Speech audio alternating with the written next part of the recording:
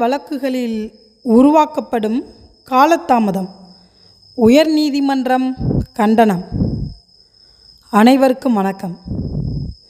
இன்றைய சமுதாயத்தில் முதன்மையான பிரச்சனைகளில் ஒன்று ஊழல் என்ற ஒரு விஷயமாக உள்ளது.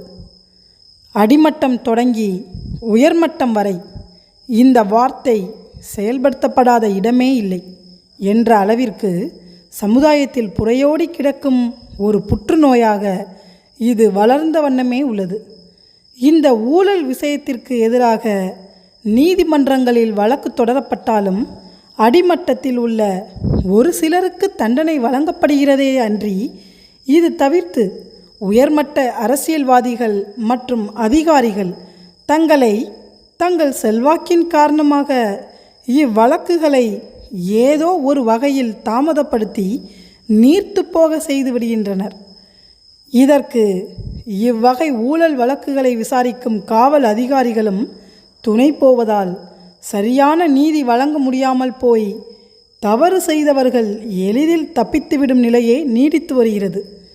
இந்த நிலை பொதுமக்களிடையே சட்டத்தின் மீது உள்ள நம்பிக்கையை தகர்த்து எறிந்துவிடும் ஒரு சக்தியாக உள்ளது. இதனால் மக்களாட்சியில் மக்களின் நம்பிக்கை மெல்ல மெல்ல குறைந்து வரும் ஒன்றாக உள்ளது. இந்நிலையில் அமைச்சர் மற்றும் உயர் அதிகாரிகள் சம்பந்தப்பட்டு உயர்நீதிமன்றத்தில் பொதுநலன் கருதி தொடுக்கப்பட்ட வழக்கு ஒன்றில் நீதியரசர் வழங்கிய ஒரு முக்கிய உத்தரவு குறித்து இப்பதிவில் காண உள்ளோம். இதுவரை நமது தட்சால் யுவர் ஆனர் சேனலை சப்ஸ்கிரைப் செய்யாதவர்கள் சப்ஸ்கிரைப் செய்து பெல் பட்டனை அழுத்துவதுடன் லைக் கொடுத்து உங்கள் நண்பர்கள், உறவினர்கள் என அனைவருக்கும் ஷேர் செய்து நமது இந்த சமுதாய மேம்பாட்டு முயற்சிக்கு ஒரு அரணாக இருந்து ஆதரவு அளிக்கும்படி அன்புடன் வேண்டுகிறேன். வழக்கு நடைபெற்ற இடம் சென்னை உயர்நீதிமன்றம். வழக்கு தொடர்ந்தவர்கள் அறப்போர் இயக்கத்தினர். வழக்கின் சாரம்: சென்ற தமிழக ஆட்சி காலத்தில் அமைச்சர் மற்றும் உயர் அதிகாரிகள் ஊழல் புரிந்ததாகவும் அவர்கள் மீது உரிய நடவடிக்கை எடுக்கப்பட வேண்டும் எனவும் மனு செய்யப்பட்டிருந்தது.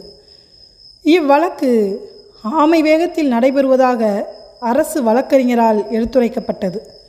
இதற்கு ஊழல் தடுப்பு காவல்துறையினர் சார்பில் இவ்வழக்கில் அரசின் முதன்மை பணி IAS அதிகாரிகள் சம்பந்தப்பட்டுள்ளதால் அவர்கள் மீது வழக்கு பதிய மத்திய அரசின் ஒப்புதல் பெற வேண்டிய நிலையில் காலதாமதம் ஏற்படுவதாக தெரிவிக்கப்பட்டது. இதனை கேட்டறிந்த மாண்புமிகு நீதியரசர் அவர்கள் இது போன்ற உயர் அரசியல்வாதிகள் மற்றும் உயர் அதிகாரிகளுக்கு எதிரான ஊழல் வழக்குகளில் தீர்ப்பு வழங்க காலதாமதம் ஏற்படுவதால் இவ்வழக்கு சரியான தீர்ப்பு வழங்க முடியாத நிலையே உள்ளது. தீர்ப்பு வழங்குவது நீதிமன்றத்தின் கடமையாக இருந்தாலும் அதற்கு தேவையான சரியான ஆவணங்களை உரிய காலங்களில் சமர்ப்பிப்பது காவல்துறையின் கடமையாக உள்ளது. இத்தகைய பொறுப்பில் உள்ள காவல்துறையினரே இவ்வகை வழக்குகளில் அமைச்சர்கள் மற்றும் உயர் அதிகாரிகளை காப்பாற்றும் வகையில் வேண்டுமென்றே செயல்படுவது மிகவும் வருத்தமளிப்பதாக தெரிவிக்கப்பட்டது. மேலும் இவ்வகையில் அமைச்சர்கள் மற்றும் உயர் அதிகாரிகள் சட்டத்தின் முன் தண்டிக்கப்படாதவர்கள் என்ற ஒரு பிம்பம் பொதுமக்களிடையே உருவானால் அது பொதுமக்களிடம் அரசின் மீது உள்ள நம்பிக்கையை மெல்ல மெல்ல குறைத்துவிடும்.